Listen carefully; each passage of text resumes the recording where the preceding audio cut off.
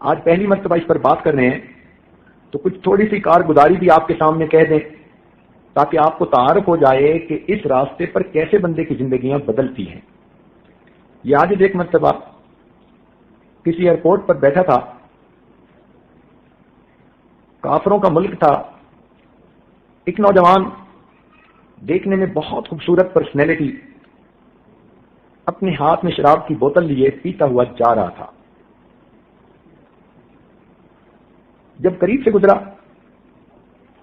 اور اس نے اس عاجز کی طرف دیکھا تو 5-10 قدم آگے جانے کے بعد پھر واپس آیا اور ہیلو ہائی کرنے کے بعد مجھے کہتا ہے I want to be like you. میں نے اس کی طرف دیکھا کہ منہ سے شراب کی بو آ رہی ہے، ہاتھ میں اس نے شراب کی بوتل پکڑی ہوئی ہے۔ یہ عاجز سمجھا کہ شاید یہ اس وقت اپنے ہوش میں نہیں، پرواز کر رہا ہے، اور اس کو فقیر کا یہ لباس اچھا لگا تو پوچھا کہ آپ کو یہ پگڑی، امامہ اور جبہ وغیرہ اچھا لگا؟ کہنے لگا no, I want to be like you, I see some light on your face. میں تمہارے جیسا بننا چاہتا ہوں اس لیے کہ تمہارے چہرے پہ مجھے کچھ روشنی محسوس ہو رہی ہے۔ دل میں فوراً خیال آیا کہ اے اللہ، ہو سکتا ہے اس کے لیے ہدایت کا وقت ہو۔ تو اس عاجز نے کہا کہ you can be even better than me, آپ تو مجھ سے بھی بہتر ہو سکتے ہیں۔ وہ کہنے لگا okay, I am just coming. سامنے ایک واش روم تھا، وہ نوجوان سیدھا اس میں چلا گیا اور اس نے دیکھتے دیکھتے وہ بوتل شراب کی ٹریش کین کے اندر پھینک ماری، اور پھر اس نے اپنا ہاتھ منہ دھویا، کلی کی، فریش اپ ہوا، اور فریش اپ ہو کے پھر اس عاجز کے پاس آ کر کرسی پر بیٹھ گیا اور کہنے لگا let me introduce my self. میں نے کہا ٹھیک ہے۔ کہنے لگا یہ میرا نام ہے، میں نے ٹوکیو یونیورسٹی جاپان سے کمپیوٹر انجینئرنگ میں ایم ایس سی کی ہوئی ہے، اور ایک کمپنی کے اندر میں مینیجر کے طور پہ کام کرتا ہوں۔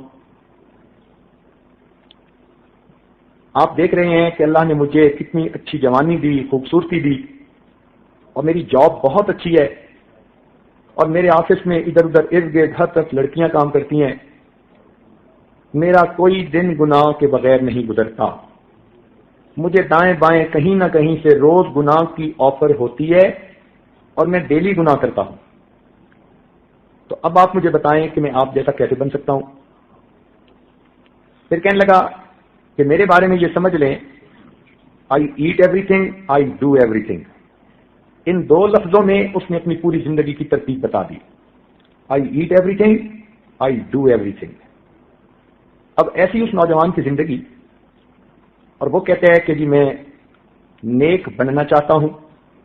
اس عاجز نے اسے بتایا کہ بھائی توبہ کے کلمات پڑھو، اور ایک ذکر قلبی کا طریقہ ہے، یہ عاجز آپ کو بتائے گا کرنا، اس کی برکت آنکھوں سے دیکھنا۔ وہ کہنے لگا مگر مجھے یہ بتائیں کہ میں گناہ سے کیسے بچ سکتا ہوں؟ یہ جو میرے آگے پیچھے ہر وقت حور پریاں پھرتی ہیں، یہ مجھے گناہ سے پیچھے رہنے نہیں دیتی۔ اس عاجز نے کہا کہ آپ کے لیے بچنا مشکل ہے، اللہ تعالیٰ کے لیے بچانا آسان ہے، آپ اس عمل کو کر دیکھو، اس کی برکتیں دیکھنا۔ کہنے لگا ٹھیک۔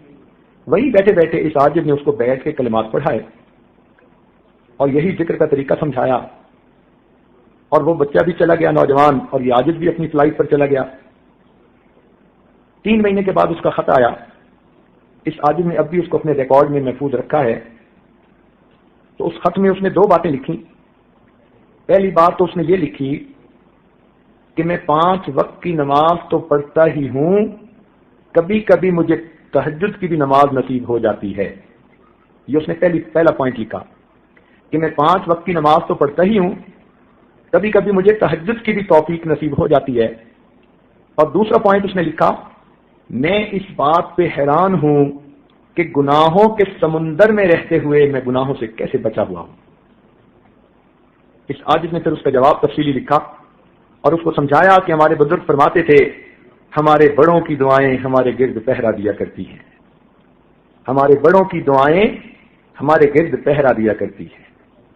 دور بیٹھا کوئی تو دعائیں دیتا ہے، دور بیٹھا کوئی تو دعائیں دیتا ہے، میں ڈوبتا ہوں سمندر اچھال دیتا ہے۔ اللہ تعالیٰ بندے کی گناہوں سے حفاظت فرما لیتے ہیں۔ ملتان شہر میں ایک دفعہ اس عاجز نے بیان کیا، جب بیعت کے لیے لوگ اکٹھے ہوئے تو اس عاجز نے دیکھا کہ ایک آدمی دوسرے کو کہہ رہا ہے کہ تم بھی بیعت ہو جاؤ، تم بھی بیعت ہو جاؤ. وہ کہتے ہیں ہو جاؤں گا ہو جاؤں گا. اس عاجز نے جب دیکھا تو اسے کہا کہ بھئی کیوں پش کر رہے ہو، یہ تو خوشی کی بات ہے، دل کے سودے ہیں.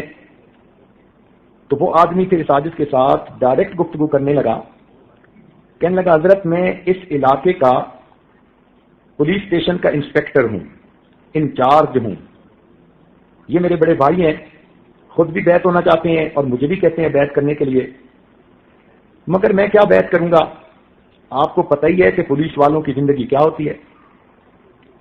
اس عاجز نے کہا کہ آپ کے لیے بھی نیکی کا راستہ کھلا ہے. وہ آگے سے انسپیکٹر آگے سے کہتے ہیں حضرت میری زندگی اتنی گندی ہے، جو گناہ آپ سوچ سکتے ہیں وہ گناہ میں نے کیا ہوا ہے. اب بتائیے کہ جو بندہ اپنی زبانی کہہ رہا ہے کہ جو گناہ آپ سوچ سکتے ہیں وہ گناہ میں نے کیا ہوا ہے، اس عاجز نے کہا کہ اس کے باوجود آپ کے لیے بھی نیکی کا راستہ کھلا ہے. وہ کہنے لگا اچھا حضرت پھر مجھے بھی بیعت کر لیں. وہ انسپیکٹر پولیس کا بیعت ہو گیا. یہ عاجز پھر اگلی جگہ چلا گیا. کوئی 4 مہینے کے بعد دوبارہ پھر اسی جگہ گلگشت کالونی میں جانے کا موقع ملا. عصر کی نماز پڑھی تو جیسے ہی جانے کے لیے اٹھے کوئی آدمی آیا اور اس نے پیچھے سے آپ کے بندے کو ہگ کیا. اب یہ عاجز بڑا حیران کہ یہاں کوئی میرا بچپن کا کلاس فیلو تو ہے نہیں کہ جو اس قسم کی بے تکلفی کی حرکت کرے. یہ کون آدمی ہے جس نے آ کے مجھے پیچھے سے ہگ کر کے جکڑ لیا. تھوڑی دیر تو صبر کیا، جب چھوڑا تو اس کا چہرہ دیکھا تو کوئی چھوٹی چھوٹی اس کے چہرے پر داڑھی. تو فوراً ذہن میں خیال آیا کہ یہ تو وہی پولیس انسپیکٹر ہے. اس عاجز نے کہا او تھانے دار صاحب کیا حال ہے. تو جب یہ کہا تو اس نے فوراً آگے سے جواب دیا حضرت تھانے دار تو اس دن مر گیا تھا، اب آپ کا غلام زندہ ہے. پھر مسجد کے نمازیوں کے سامنے اس نے کہا on duty S H O. کہنے لگا حضرت میں اب نے چہرے پر سنت بھی سجا لی ہے، نیک بن گیا ہوں. میں تہجد کی نماز روزانہ گھر میں پڑھتا ہوں اور فجر کی اذان روزانہ اس مسجد میں آ کر میں خود دیا کرتا ہوں. ایسی برکت کہ علاقے کا on duty S H O گھر میں تہجد پڑھتا ہے اور محلے کی مسجد میں آ کے فجر کی اذان دیتا ہے. یوں اللہ تعالیٰ زندگیوں کو بدل دیتے ہیں. اس بیعت اور نسبت کی اللہ کے ہاں بڑی برکت ہے. اللہ تعالیٰ بندے کو ظاہری مصیبتوں سے بھی بچاتے ہیں اور اللہ تعالیٰ اخلاقی مصیبتوں سے بھی بچاتے ہیں. چنانچہ ایک نوجوان فیکٹری میں مینیجر تھا، اس عاجز کا کلیگ تھا کسی زمانے میں. ایک دفعہ وہ مہمان خانے میں آیا، ہتھ کڑی لگی ہوئی، 2 پولیس والے ساتھ ہیں. یہ عاجز دیکھ کے بڑا حیران ہوا. اس نے ایم ایس سی کیمسٹری کی ہوئی تھی، ایم بی اے کیا ہوا تھا، بڑا لرنڈ بچہ تھا اور ایک مینیجر کے طور پہ کسی فیکٹری میں کام کر رہا تھا. اس حالت میں دیکھ کے یہ عاجز بڑا حیران ہوا. پوچھا کیا بنا؟ کہنے لگا حضرت میرے اوپر اس وقت قتل کا مقدمہ ہے، میں جیل سے سپرنٹینڈنٹ پولیس سے اسپیشل اجازت لے کر آپ سے دعا کروانے کے لیے آیا ہوں اور یہ پولیس والے میرے ساتھ ہیں. پوچھا بنا کیا؟ اس نے عجیب ہی سٹوری سنائی. کہنے لگا بڑے بھائی کی شادی ہوئی اپنی فرسٹ کزن کے ساتھ، 4-6 مہینے بڑے اچھے گزرے. ایک دن معمولی بات پہ کوئی دونوں میں بحث تکرار ہو گئی تو میری بھابھی روٹھ کر اپنے میکے چلی گئی. ہمارے گاؤں سے ان کے گاؤں کا فاصلہ کوئی 1 میل کا، آمنے سامنے گاؤں ہے. میں جب شام ڈیوٹی سے واپس گھر گیا، پتہ چلا کہ بھابھی روٹھ کے چلی گئی. میں نے بڑے بھائی کو سمجھایا کہ نہیں، وی آر سیم بلڈ، ہمیں جانا چاہیے اور بھابھی کو منا کے لانا چاہیے. یہ نوجوان اپنے پورے خاندان میں سب سے زیادہ ریسپیکٹڈ فگر تھی اور سب سے زیادہ ایجوکیٹڈ فگر تھی، تعلیم یافتہ، اور پورے فیملی کا سب سے زیادہ باعزت شخص تھا. پورا شہر اس کی عزت کرتا تھا. اتنے اچھے اخلاق والا، اتنا پیارا نوجوان. کہنے لگا میں نے اپنے بھائی کو گاڑی میں بٹھایا، میں نے کہا چلو بھابھی کو لے کے آتا ہوں. ان کے گھر گئے، بڑے اچھے طریقے سے ملے، انہوں نے چائے بنائی، بسکٹ دیے، کھائے پیے. میں نے بھابھی سے کہا کہ بھابھی ہمارا تعلق ایک نہیں کئی طرح کا ہے، چھوٹی باتوں پہ نہیں اٹھا کرتے، چلیں آپ گھر چلیں. بھابھی بھی تیار ہو گئی، اس نے بھی اپنی سامان سمیٹ لیا. سامان گاڑی میں ہم نے رکھ لیا. جب بیٹھنے لگے بابی نے کوئی بات کر دی جس لفظ کو سن کر میرا بھائی پھر بھڑک اٹھا. اس نے بھی کوئی سخت لفظ کہہ دیا تو بابی آگے سے بول پڑی, بھائی بول پڑا. دونوں نے ایک دوسرے سے پھر بحث تکرار شروع کر دی. تو بھابھی کا چھوٹا بھائی آ گیا, کون ہوتے ہو میری بہن کو تم اس طرح کہنے والے. اب عورت کی جو لڑائی تھی وہ مردوں میں آ گئی, دونوں میں ہاتھا پائی شروع ہو گئی. جب دونوں میں ہاتھا پائی ہونے لگی تو اس کا ایک بھائی بھاگا اور اپنے کمرے کے اندر سے گن نکال کے لایا کہ تو کون ہوتا ہے میرے بھائی پہ ہاتھ اٹھانے والا. اب جب وہ قریب آیا تو میرے بھائی نے اپنی جان بچانے کے لیے اس کے گن کے رخ کو جو موڑا تو وہ اسی کی طرف ہو گیا جس کے ہاتھ میں گن تھی اور ٹریگر دب گیا. جھگڑے کے اندر وہ جو بندوق چلی تو جو لانے والا بندہ تھا وہ خود موقع کے اوپر اسی وقت ڈھیر ہو گیا, مر گیا. ہم تو اس ذہن میں سوچ بھی نہیں سکتے تھے کہ یہ واقعہ پیش آئے گا.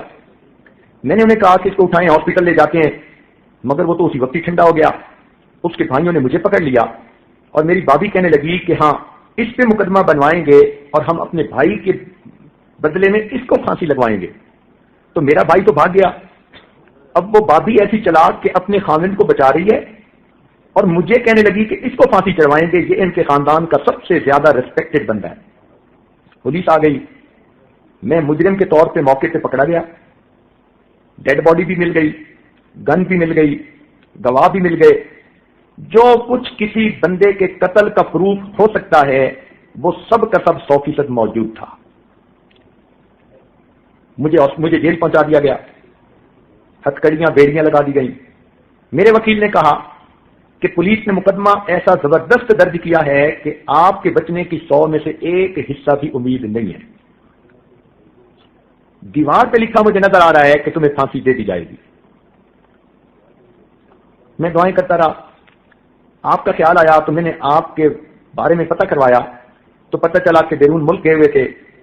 کل پتہ چلا کہ آپ واپس آئے ہیں تو میں نے پھر پولیس جو جیل کا سپرنٹینڈنٹ تھا اس سے بہت بڑی کوئی سفارش کروا کے اجازت لی کہ میں آپ سے دعا کروانے کے لیے آنا چاہتا ہوں, چونکہ وہ بھی آپ کو جانتا تھا. اس نے پولیس والوں کو ساتھ بھیج دیا کہ جاؤ پیر صاحب سے دعا کروا کے آؤ. اس لیے اب میں یہاں آیا بیٹھا ہوں. اب آپ مجھے بتائیں, میں آپ کا کولیگ ہوں, اتنا میں آپ کا محبت کرنے والا دوست ہوں, ممکن ہے میری آپ کی آخری ملاقات ہو. اور یہ کہہ کے اس نوجوان نے رونا شروع کر دیا. اب ایک بے گناہ نوجوان اور اس کی عمر بھی کوئی 28 سال ساری تھی اور اس کی شادی میں بھی ابھی کوئی 6 مہینے تھے جو ہونی تھی. اتنی پیاری اس کی شخصیت, پرسنالٹی, اتنے موٹے موٹے آنسو اس کے گر رہے ہیں اور کہہ رہا ہے کہ یہ میری اور آپ کی ممکن ہے آخری ملاقات ہو. کہنے لگا بتائیں میں کیا کروں. اس عاجز نے سے بتایا کہ ایک نعمت ہے جو اللہ رب العزت نے اپنے مشائخ کے ذریعے اس عاجز کے سینے میں ڈالی ہے.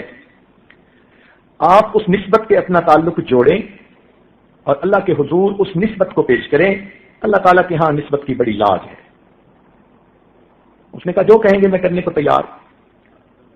چنانچہ اس عاجز نے اس کو یہی بیعت توبہ کے کلمات پڑھائے اور اس کو ذکر مراقبے کا طریقہ بتایا اور یہ بات سمجھائی کہ جب بھی نماز پڑھنا بس یہ دل میں دعا کرنا کہ اے اللہ میں ان مشائخ کے ساتھ روحانی تعلق رکھنے والا ایک غلام ہوں, ایک مصیبت میں مبتلا ہوں, ان مشائخ کی برکت سے مجھے مصیبت سے نجات عطا فرمائی. وہ نوجوان نم والی آنکھوں کے ساتھ چلا گیا, خورنم آنکھوں سے چلا گیا. اس عاجز کو پھر کہیں باہر جانا تھا ملک میں, پھر چلا گیا.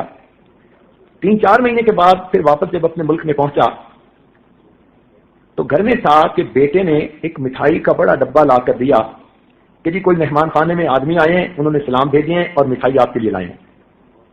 مٹھائی کے ڈبے پر دیکھا تو ان کا نام لکھا ہوا تھا. آج بڑا حیران ہوا, فوراً مہمان خانے میں پہنچا, دیکھا تو وہ ہنستا مسکراتا چہرہ سامنے تھا. میں نے پوچھا کہ آپ آزاد ہو گئے, بچ گئے؟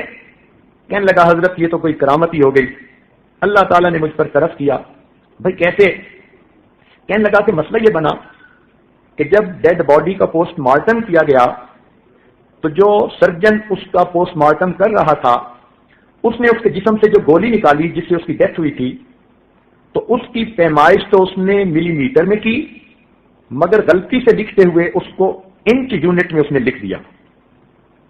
یعنی سائز اس کا ملی میٹرک سسٹم میں اس نے لیا, مگر بائی مسٹیک جو پیپر پر اس نے لکھا تو اس نے 7 انچ سکیل لکھ دی. کہنے لگا کہ جب جج کے سامنے کیس پیش ہوا تو جج نے بلٹ کو دیکھا اور اس کا سائز پڑھا تو جج نے کہا کہ سرجن جو کہہ رہا ہے کہ اس بلٹ سے اس کی ڈیتھ ہوئی، یہ وہ گولی تو نہیں ہے۔ اب جب اس پر بات آگے بڑھی تو معاملہ شک میں آ گیا، اور قانون یہ ہے کہ جب کسی میں شک آ جائے تو پھر اس بندے کو پھانسی نہیں دی جاتی۔ جج نے اس کو بنیاد بنا کر مجھے باعزت بری کر دیا۔ یہ نسبت کی برکتیں ہیں، اللہ رب العزت یوں مصیبت سے بندوں کو بچا دیتے ہیں۔ ہمارے ایک دوست ہیں حاجی صاحب، ہم ان کو کہتے ہیں، جامعہ رحمانیہ کے نام سے ایک مدرسہ ان کے زیر سرپرستی چل رہا ہے، اپنے علاقے کے نواب ہیں۔ یہ عاجز بخاری شریف کی افتتاح کے لیے یا آخری درس کے لیے وہاں حاضری دیتا رہتا ہے۔ ایک مرتبہ کہنے لگے کہ حضرت میرا ایک کزن ہے، بڑا لینڈ لارڈ ہے اور اس پورے علاقے کا MNA ہے، ممبر نیشنل اسمبلی، اور وہ 35 سال سے ممبر نیشنل اسمبلی مستقل بن رہا ہے۔ علاقے کے اندر اتنا اس کا ہولڈ ہے کہ وہ اگر کسی کھمبے کو بھی اپنی طرف سے کھڑا کر دے تو لوگ اس کو بھی ووٹ دے کے MNA بنا دیں گے۔ پارٹی یہ ہو یا پارٹی وہ ہو، وہ اکیلا کھڑا ہوتا ہے، آزاد، اور ہر دفعہ MNA بن جاتا ہے، اس کے مقابلے پہ کوئی کھڑا بھی نہیں ہوتا۔ عوام اتنا اس کے ساتھ اٹیچڈ ہیں۔ بنیادی وجہ کہ وہ اربوں پتی انسان ہے۔ یہ پورا شہر جو آباد ہوا یہ ان کی زمین ملکیت تھی، انہوں نے بیچی، لوگوں نے خریدی۔ اب پورے شہر کی زمین جس نے بیچی ہو تو اس کے ایسٹس کتنے ہوں گے؟ کہنے لگا کہ مگر ذاتی طور پر وہ بڑا بگڑا ہوا ہے۔ جوانی میں اس کے والد نے اس کو UK تعلیم کے لیے بھیج دیا اور وہاں جا کے وہ بالکل ویسٹرنائزڈ ہو گیا، اور جب وہ یہاں واپس آیا تو وہاں کے ماحول کو وہ یہاں خود لے کے آیا۔ دین سے اس کو کوئی مس نہیں، گھر میں اس نے پینے پلانے کا سسٹم ابھی بھی رکھا ہوا ہے، اس کے پاس دن رات کے مہمان اب بھی آتے رہتے ہیں۔ اس کی ذاتی زندگی اتنی گندی ہے کہ سوچ بھی نہیں سکتے، لیکن کیونکہ مالدار ہے، لوگوں کے کام کرواتا ہے، لوگ کہتے ہیں جی اس کی ذاتی زندگی کا وہ جانے، ہمارے بیٹے کی نوکری لگوا دی، ہماری مصیبت دور کر دی، ہمارا کیس ختم کروا دیا۔ چونکہ وہ پبلک کے کام کرواتا ہے تو پبلک ووٹ اسی کو دیتی ہے۔ میرا جی چاہتا ہے کہ وہ لکھا پڑا ہے، اس وقت اس کی عمر کوئی 65 سال کے قریب ہو چکی، تو اگر آپ اس کے ساتھ ملاقات کر لیں تو ہو سکتا ہے اس کی زندگی بدل جائے۔ اس عاجز نے کہا کہ ابھی تو فرصت نہیں، واپس جانا ہے، اتنا ہے کہ جب جاؤ تو اس کو اس عاجز کا سلام پہنچا دینا۔ جب اگلے سال پھر بخاری شریف کی تقریب کے لیے گئے تو حاجی صاحب بڑے خوش، حضرت میں نے پچھلے سال آپ کے سلام دیے تھے، اور MNA صاحب تھوڑی دیر سوچتے رہے، پھر کہنے لگے یار آپ کے پیر صاحب آئے تو میری بھی ملاقات کروانا۔ تو حضرت آج تو آپ کی میں نے ضرور ملاقات کروانی ہے۔ اس عاجز نے کہا کہ ان کے پاس جائیں اور جا کر کہیں کہ اگر میں آپ کو ملنے کے لیے آؤں تو بئس الفقیر علی باب الامیر، برا فقیر وہ ہوتا ہے جو کسی امیر کے دروازے پہ چل کے جائے، اور اگر آپ ملنے کے لیے آئیں گے تو نعم الامیر علی باب الفقیر، آپ نعم الامیر بنیں گے، فقیر کے پاس چل کے آئیں گے۔ اب آپ بتائیں کہ کیا کرنا بہتر ہے۔ جب حاجی صاحب نے جا کے اس کو کہا، اس نے کہا اچھا میری پجاروں نکالیں۔ وہ تو وہیں مدرسے میں ہی آ گیا۔ مدرسے کے طلباء نے دیکھا کہ MNA صاحب آ گئے، وہ بڑے حیران کہ اس کا تو دین سے کوئی تعلق ہی نہیں نظر آتا تھا، نہ جمعہ میں، نہ مسجد میں، نہ عید میں، یہ تو بندہ ہی اور طرح کا تھا۔ خیر وہ مدرسہ میں آیا، اس عاجز کے پاس کمرے میں بیٹھا، اس عاجز نے اس کے سامنے تھوڑی دیر توبہ استغفار کے عنوان پر بات کی۔ سنتا رہا، پھر کہتے ہیں حضرت توبہ تو وہ کرے جس کی کچھ نیکیاں ہوں اور کچھ گناہ ہوں، اور جس کے پاس ہو ہی گناہ، نیکی ہو ہی نہیں، وہ کیا کرے؟ اس عاجز نے سمجھایا کہ نہیں، آپ کے پاس بھی نیکیاں ہیں، گناہ بھی ہیں۔ کہنے لگا میں تو کوئی نیکی کا کام نہیں کرتا۔ میں نے کہا دیکھو، نیکی صرف مسلح کے ساتھ وابستہ نہیں ہوتی، نیکی کا پھیلاؤ بہت زیادہ ہے۔ آپ کے پاس بیوائیں آتی ہیں، آپ ان کو سپورٹ کرتے ہیں؟ کہنے لگا جی ہاں کرتا ہوں۔ یتیم بچیوں کی شادیاں کرواتے ہیں؟ جی میں کرتا ہوں۔ دکھ اور مصیبت زدوں کی مصیبت دور کرنے میں ان کی ہیلپ کرتے ہیں؟ جی میں کرتا ہوں، یہ کام تو میں بہت کرتا ہوں۔ میں نے کہا یہ سب نیکی کے کام ہیں، اللہ تعالیٰ نے آپ کو نیکی کے کام کی بھی توفیق دی ہے، بس مسلح کے ساتھ آپ کو لگاؤ نہیں، آپ کی زندگی کی ترتیب ذرا اس وقت تک کافروں والی ہے جو کافر ملکوں میں ہے، مگر کیونکہ آپ کلمے پر ابھی قائم ہیں اس لیے ایمان سلامت ہے. آپ خدا کو مانتے ہیں، پیغمبر اسلام کو مانتے ہیں، قرآن کو مانتے ہیں، ملائکہ کو مانتے ہیں. کہنے لگا جی ہاں میرا ایمان تو پکا ہے. میں نے کہا باقی پھر سب غلطیاں معاف ہونے کے قابل. کہنے لگا جی اچھا پھر مجھے بتائیں میں کیا کروں. اس عاجز نے اس کو یہی بیت کے کلمات پڑھائے اور اس کے قلب پر انگلی رکھ کر اللہ اللہ کی ضرب لگائی اور اس کو کہا کہ بس آپ یہ ذکر مراقبہ کرنا شروع کر دیں. یا عاجز واپس آ گیا. اب ہوا کیا کہ یہ واپس گھر گئے تو ایک رات میں اللہ تعالیٰ نے ان کے دل کی حالت کو بدل دیا. اگلے دن یہ اٹھے اور اپنی بیوی کو کہنے لگے کہ گھر میں جتنی شراب کی بوتلیں پڑی ہیں سب توڑ دو اور شراب گٹر کے اندر بہا دو. بیوی حیران کہ یہ کیسا نصیب والا دن چڑھا کہ میرا میاں آج شراب سے توبہ کر رہا ہے. پھر اس نے اپنی بیوی کو کہا کہ یہ جتنی ماڈل گرل قسم کی لڑکیاں آتی ہیں ان کو کہو کہ آج کے بعد میرے گھر کے دروازے ان کے لیے بند ہیں. وہ بیوی سوچنے لگی کہ میں تو دنیا میں آ گئی، میرے سامنے سب کچھ ہوتا تھا، میں بول نہیں سکتی تھی، آج میرا میاں ہر ایک سے توبہ کر رہا ہے. چنانچہ اس نے وہ جو 8-10 ماڈل قسم کی تھیں ان میں سے ہر ایک کو 10-10 لاکھ روپے دے کر ان کو کہا کہ جاؤ اپنا گھر خریدو، اپنا گھر بساؤ، آج کے بعد اس گھر میں تم نے نہیں آنا. ان سے بھی اس نے جان چھڑوا لی. اب تیسرے دن بیوی کے ساتھ بیٹھا ٹی وی پہ خبریں دیکھ رہا تھا تو ٹی وی پہ خبر لگی کہ حج پروازیں شروع ہو چکی ہیں اور حاجی لوگ جا رہے ہیں. اپنی بیوی سے کہتا ہے میری زندگی کے 65 سال گزر گئے، میں درجنوں مرتبہ یورپ امریکہ کا چکر لگا کے آیا مگر آج تک مجھے مکہ مدینہ دیکھنے کی توفیق نہیں ہوئی. میرا دل کرتا ہے میں بھی حج کروں. بیوی نے کہا کہ آپ تو ابھی جا سکتے ہیں، اس میں کیا رکاوٹ ہے. وہیں بیٹھے اس نے منسٹر آف ریلیجس افیئرز کو فون کیا کہ میں جانا چاہتا ہوں. اس نے کہا جناب آپ 35 سال سے ایم این اے ہیں، آپ ابھی آئیں تو ہم آپ کو ایز اے اسپیشل کیس ابھی بھیج دیں گے. چنانچہ اس نے اپنا سامان بنایا اور نیکسٹ ڈے اپنے شہر سے اسلام آباد پہنچا. انہوں نے حاجیوں کے ایک گروپ کا اسے امیر بھی بنا دیا اور اس کو روانہ کر دیا. اللہ تعالیٰ کی شان دیکھیے، حج کے سفر میں اللہ نے اس کی زندگی بدل دی. لوگ کہتے تھے کہ اس نے وہاں حاجیوں کی اتنی خدمت کی کہ پتہ ہی نہیں چلتا تھا یہ کوئی نواب ہے یا کسی کا در خرید غلام ہے. ایسے مٹ کے خدمت کی اس نے، کھانے لا رہا ہے، حالانکہ یہ ہارٹ پیشنٹ بھی تھا. بہرحال جب یہ مدینہ طیبہ جانے لگا تو اس کے دل میں یہ بات آئی کہ میں اللہ کے محبوب کے در پہ حاضر ہو رہا ہوں، میں اپنی شکل تو بنا لوں پہنچنے والی. چنانچہ اس نے چہرے کے اوپر داڑھی والی سنت سجانے کی نیت کر لی. اب یہ حج کے بعد واپس آیا، لوگ حیران، سر پہ ٹوپی، چہرے پہ ریچھ سجی ہے، 5 وقت کا نمازی بن گیا. اب شہر کے علماء کو پتہ چلا تو سب علماء نے مل کے مشورہ کیا کہ پہلے تو ہماری صرف بنتی نہیں تھی، اب یہ نیک بن گیا، اب ہمارا حق بنتا ہے کہ ہم چل کے جائیں اور ان کو جا کر مبارکباد دیں. چنانچہ شہر کے 30-35 علماء ان کی ملاقات کے لیے گئے. یہ عصر کی نماز پڑھ کے فارغ ہوئے. اتنے میں باہر بیل ہوئی. نوکر سے کہا کہ دیکھو کون ہے. اس نے کہا جی علماء ملنے کے لیے آئے ہیں. چنانچہ اپنے ڈرائنگ روم میں آیا، سب علماء سے گلے ملا اور مل کے کہتے جی آپ بیٹھیں، میں آپ کے لیے زمزم کھجوریں لاتا ہوں، پھر میں آپ کو حج کی کارگزاری سناؤں گا. علماء بیٹھ گئے. گھر آیا، بیوی کو کہا کہ اتنے علماء ہیں ان کے لیے زمزم کھجوریں دے دو. اس نے کہا بہت اچھا.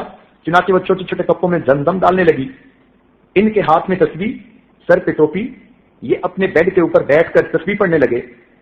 اللہ تعالیٰ کی شان، اسی دوران ہارٹ اٹیک ہوا. جب بیوی زمزم لے کر آئی تو یہ اللہ کو پیارے ہو چکے تھے. پہلی زندگی دیکھیں کیا کی اور یہ دیکھیں کہ اللہ نے بیت کی برکت سے موت کیسی عطا کی. حج کر کے آئے ہیں، معافیاں مانگ کے آئے ہیں، چہرے پہ سنت سجائی، سر پہ ٹوپی ہے، باوضو ہے، عصر کی نماز پڑھی، ہاتھ میں تسبیح ہے اور اس حالت میں ان کو موت آ جاتی ہے. حضرت قاری محمد طیب رحمۃ اللہ علیہ کا واقعہ ایک کتابوں میں لکھا ہے کہ ایک عورت نے ان سے بحث کی اور اس کے بعد اس عورت کا ان سے کوئی رابطہ بھی نہ رہا. 20 سال گزر گئے اور 20 سال گزرنے کے بعد جب اس عورت کی وفات کا وقت آیا تو وہ عورت کہتی تھی کہ وہ دیکھو مولانا بیٹھے ہیں اور مجھے کلمہ پڑھا رہے ہیں، وہ دیکھو مولانا بیٹھے ہیں کلمہ پڑھا رہے ہیں. 2 مرتبہ اس نے کہا، اونچی آواز سے کلمہ پڑھا، اللہ کو پیاری ہو گئی. تو تو یہ بیعت کی نسبت کی ایک برکت ہوتی ہے جو بندے کے ایمان کی حفاظت کا سبب بن جاتی ہے.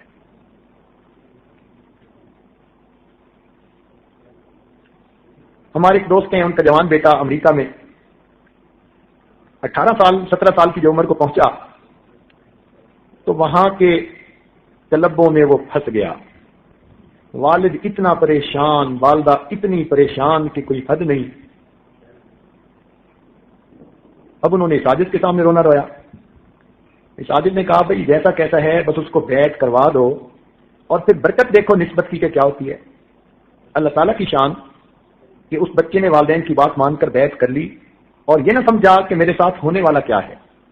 اب مشائخ کی دعاؤں میں اس کا حصہ پڑ گیا. اللہ تعالیٰ نے اس کے دل کی دنیا کو بدلنا شروع کیا. 1 سال کے اندر وہ بچہ جو اپنی زبان سے کہتے ہیں کہ نیو یارک میں میرے پیچھے ایک وقت میں 10 لڑکیاں ہوتی تھیں جو مجھے گناہ کی طرف مائل کرتی تھیں، میں ایک کا فون بند کرتا تھا اور دوسری کا اٹینڈ کرتا تھا، دوسری کا بند کر کے تیسری کا اٹینڈ کرتا تھا، اور 10 کی 10 کو پتا تھا کہ اس کا 10 سے تعلق ہے، مگر سب کمپیٹ کر رہی تھی کہ اس کو کون اپنا لے. اس گناہ بری زندگی سے اللہ تعالیٰ نے اس بچے کو توبہ کی توفیق دی. اس وقت ایک دارالعلوم میں رابعہ کے اندر وہ پڑھ کر عالم بن رہا ہے. ایسی زندگیاں اللہ بدلتے ہیں. حالانکہ 18 سال کی عمر میں ایسی گندی عادتوں میں اور لڑکیوں کے ماحول میں، اور وہ بھی انگریز لڑکیاں، انسان کا نکل آنا، یہ تو اللہ تعالیٰ کی کوئی خاص رحمت ہوتی ہے. تو یہ بڑوں ہمارے مشائخ کی دعائیں ہیں ان لوگوں کے لیے. ہمارے سلسلے میں اوپر جو لوگ گزرے وہ اللہ کے بڑے مقبول بندے تھے، اور انہوں نے قیامت تک آنے والے سلسلے میں داخل ہونے والے سب لوگوں کے لیے دعائیں کی ہوئی ہیں. اللہ ان کی برکت سے ایمان کی حفاظت فرما لیتے. ہماری حضرت رحمۃ اللہ علیہ کا ایک واقعہ ہے. ری یونین میں تشریف لے جاتے تھے. وہاں کے ایک عالم بیت تھے اور ان کے سب بیٹے اور بیٹیاں عالم، حافظ، قاری، عالمات، حافظات، قاریات تھیں. این خانہ ہم آفتابست، اس گھر کا ہر فرد سورج چاند کی طرح چمکتا تھا. لیکن ایک ان کا بیٹا جس نے فرانسیسی زبان پڑھی اور یونیورسٹی میں پروفیسر لگ گیا، وہ لڑکا ایسے ماحول میں پھنسا کہ سرے سے دہریہ بن گیا. اب گھرانہ علماء کا اور ایک بیٹا ان میں سے دہریہ، بے عمل بے نماز نہیں، وہ سرے سے اللہ تعالیٰ کے وجود کا منکر تھا.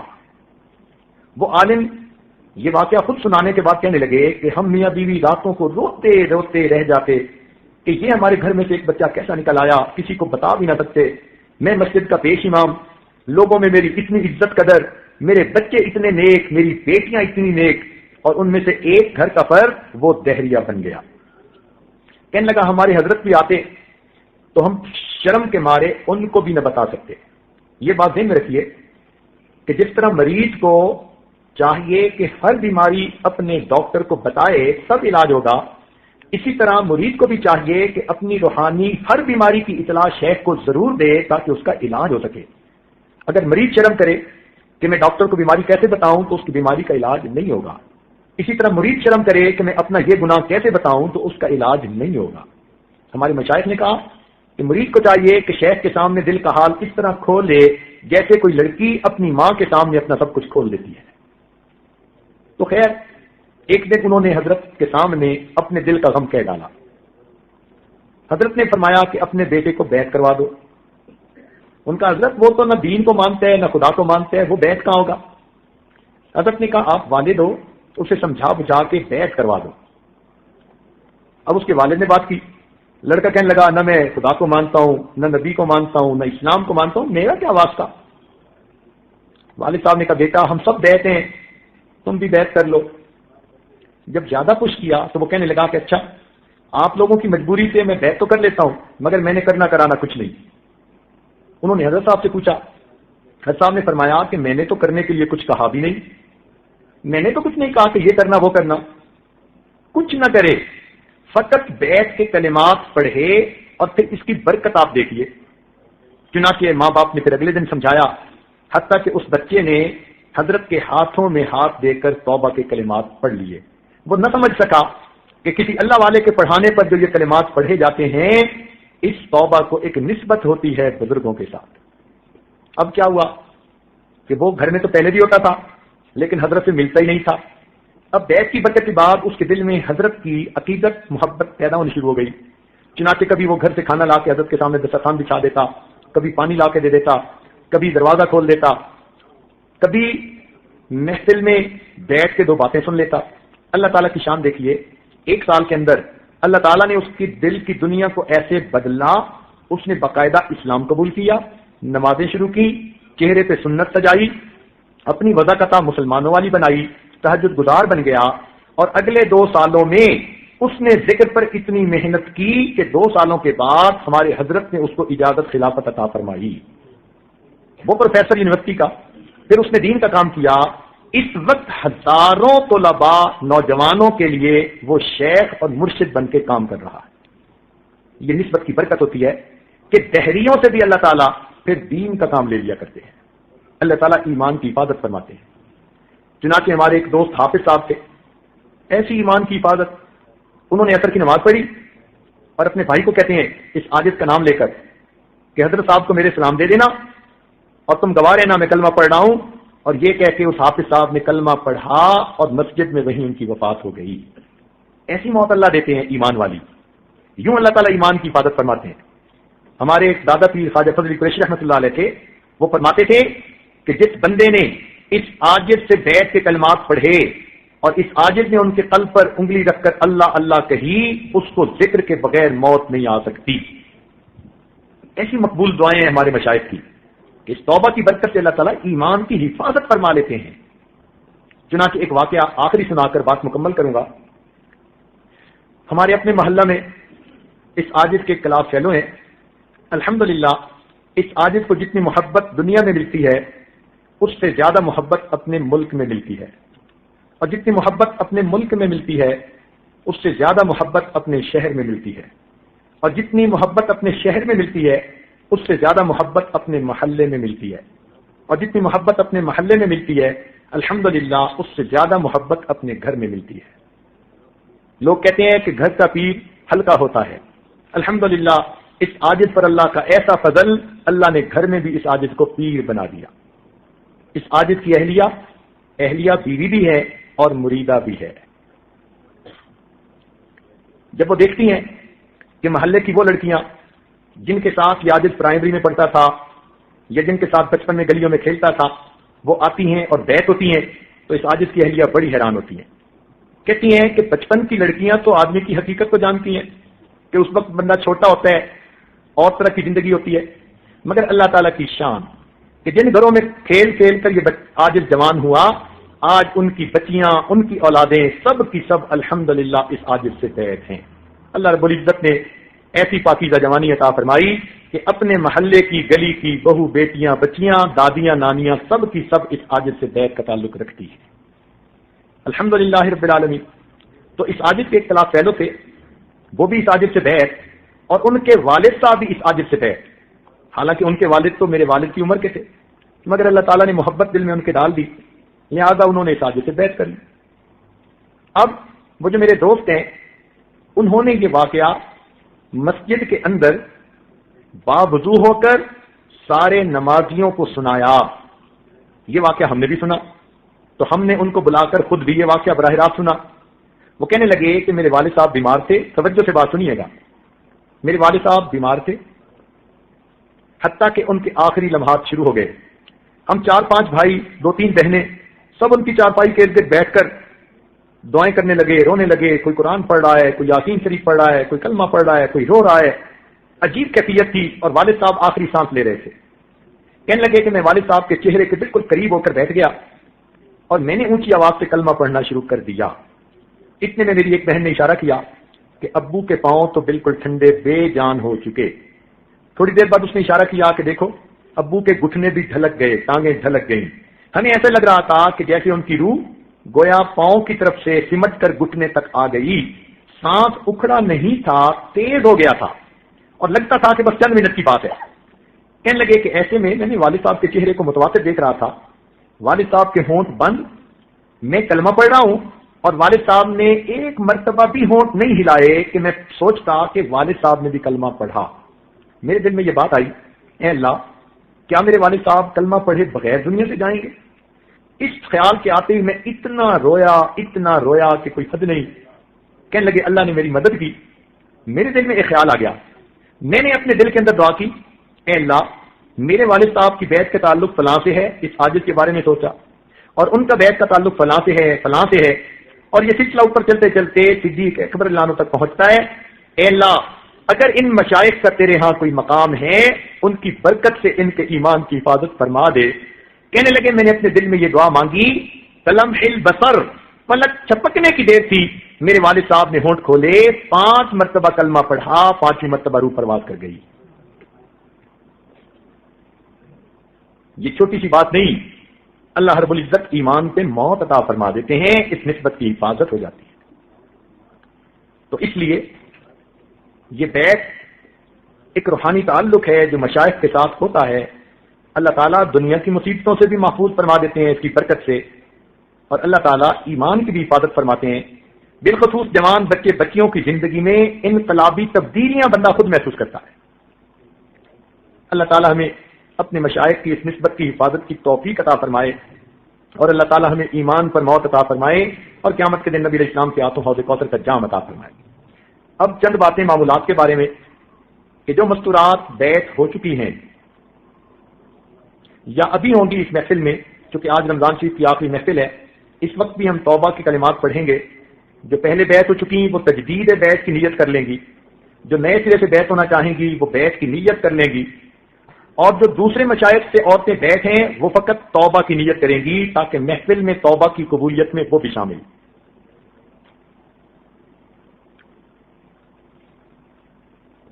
تو پہلے بیعت کے کلمات پڑھا دیے جاتے ہیں تاکہ پھر بعد میں کچھ معمولات کی تفصیل بھی عرض کی جا سکے.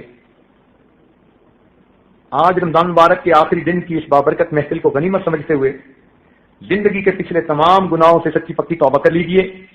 دل میں نیت اور ارادہ کر لیجئے کہ اللہ آئندہ نیکوکاری پرہیزگاری کی زندگی نصیب فرما. جیسی نیت ہوتی ہے ویسی مراد ہوتی ہے.